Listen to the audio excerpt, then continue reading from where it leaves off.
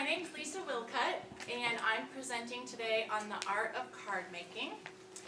So during my presentation, I'm going to kind of cover how I got started in this craft and some of the tools and the gadgets that are available to help you get started, and then kind of walk you through how I come up with my designs for the cards.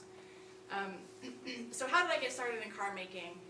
It kind of started for me as a resolution first to be diligent about sending birthday cards and anniversary cards to people that are close to me in a timely manner. Like, I was the queen of belated birthday cards.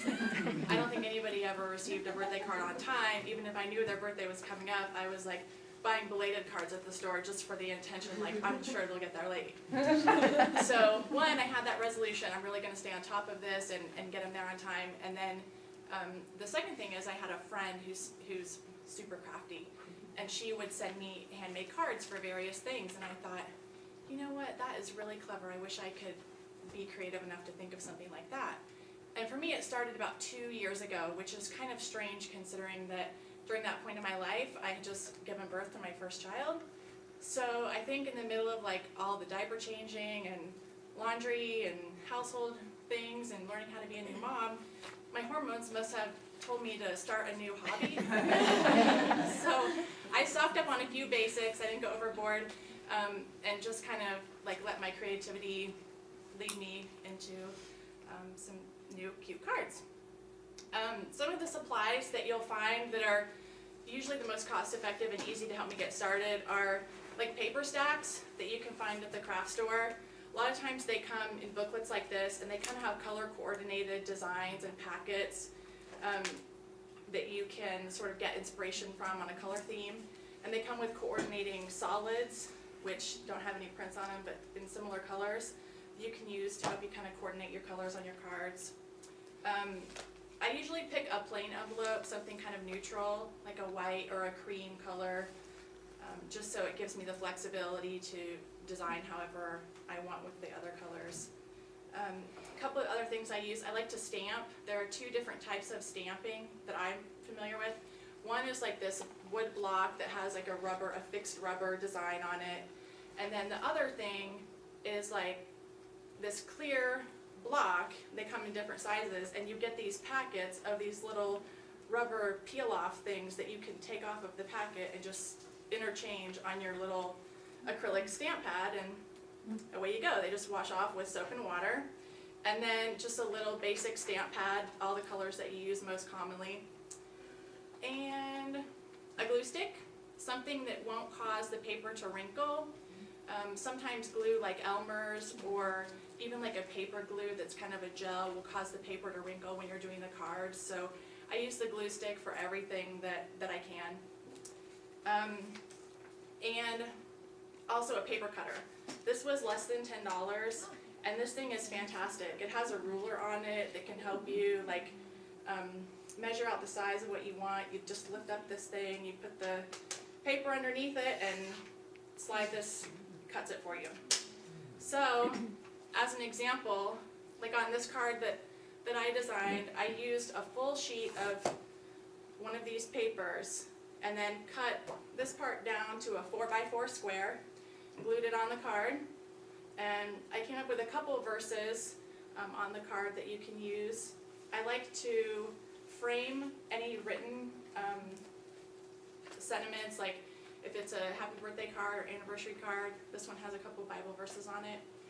Frame them with some solid colored paper behind it just to make it stand out a little bit. And then since the theme of this one was like an anniversary card or a just because I love you card, I decided to put a little heart design on it. I just cut this heart out of cardstock, made a little stencil, and so that all of them would be the same. And then on the inside I used this wooden stamp to put a little heart stamp here at the top with a second verse underneath. The two verses are Colossians 3:14, and over all these virtues put on love, which binds them all together in perfect unity. And 1 Corinthians 13:13, and now these three remain, faith, hope, and love, but the greatest of these is love. So that's kind of how I come up with my designs. I sort of brainstorm a little bit on how I want the design to look, and then it kind of evolves just as you get started. So it's really fun. I know that the people who receive any kind of cards are just really pleased that you thought of them. I did put together some kind of make it take it projects where each of these 3 designs I have available with the card and the envelope and all of the basics that you would need to make this design other than like the glue. So if you're interested after class, you can come on up. Thanks.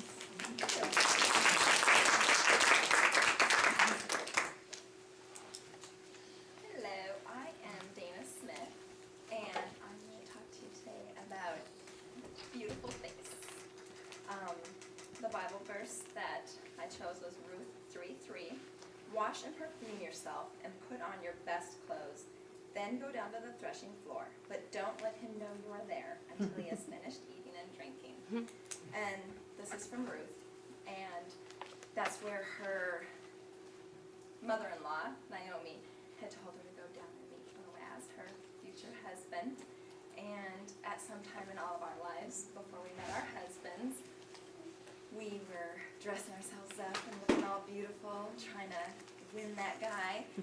And sometimes over time, after we get them, we just don't think we need to keep them there anymore. I don't know, but we think we have their attention. So I have some quick tips on beauty. The main thing you want to do is make sure you take care of your skin. So you obviously want to cleanse, exfoliate, and freshen your skin daily, every morning and every night. And then you want to moisturize, especially here in Vegas. It's so dry. Then you want to always protect your skin. Sunscreen's very, very important, especially with the sun's rays and all the free radicals that damage our skin. And then the last thing you want to do is protect with foundation. And I have just a few little tips on foundations. There's different formulas, so you can find whatever's right for you. There's powders, liquids, creams, all kinds. But yellow-based foundations work well with almost everyone's skin. Foundations with a little yellow will even out almost every complexion. Yellow minimizes red, which may be inherent in skin's coloring as a result of tanning, aging, or broken capillaries. Always test your foundation shade along your jawline so you can measure it against your neck, because your face is obviously going to be a little darker than your neck, so you don't want this dark face and then a white neck, or again, you don't want a really white face and then be all scary in the pictures when the flash goes off because it reflects the light. When trying new shades, it is best to test in natural light, which is the sunlight. Also be sure to allow a few minutes for the foundation to dry so you can make sure that's the right shade.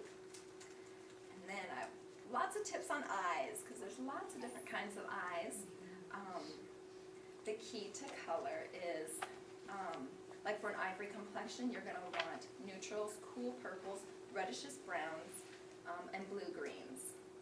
And for a more dramatic look, deep greens and taupes or warm purples can also be used. And that's for the ivory complexion. For a beige skin tone, which I'm an ivory, just in case anybody was wondering, beige skin tones can be completed with taupes and tawnies, greens, warm browns, and deep plums. You can also use a charcoal gray, navy, or deep purple for the striking evening look. Bronze skin tones, you can use the deep or dark browns, deep greens such as a forest green or a charcoal gray. Dramatic looks are best created with the dark purples, dark browns, or charcoal. When choosing eyeshadows, make sure you take into consideration your skin tone plus your eye color. So for blue eyes, the best colors are warm browns, bronze, copper, and other shades with similar orange undertones. And orange, as you know, is the opposite of blue, so it's going to make those blue eyes pop. Green eyes look great in purples, plums, and taupes. And hazel eyes, they stand out with shades of deep green and lavenders, and shades with soft yellow undertones. And brown eyes, you get to wear all the colors, especially purples, pinks, grays, and blues. So brown eyes are the most common. And so I get to have fun playing with the brown, or with all the colors.